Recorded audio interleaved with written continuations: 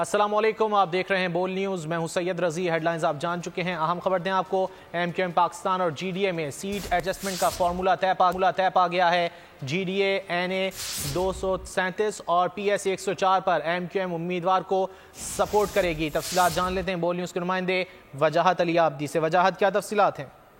ہاں جی، دیکھیں M Q M Pakistan اور جی ڈی اے میں سیٹ ایڈجسٹمنٹ کا فارمولہ طے پا گیا ہے۔ بتایا جا رہا ہے جی ڈی اے کی جانب سے 237 اور پی ایس 104 کے اوپر ایم کیو ایم پاکستان کے امیدواروں کو سپورٹ کیا جائے گا، جبکہ این اے 237 پر ایم کیو ایم کی جانب سے رؤف صدیقی کو امیدوار بنایا گیا ہے، جبکہ پی ایس 104 کے اوپر Muhammad Daniyal M Q M Pakistan کے امیدوار ہیں۔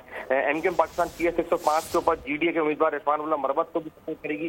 ذرائع کا یہ کہنا ہے کہ آج 5:30 بجے کے درمیان ایک پریس کانفرنس کی جائے گی، جس میں ایم کیو ایم اور جی ڈی اے ان تمام معاملات کا اعلان کریں گے۔ جی بہت شکریہ وجاہت ان تفصیلات کے لیے۔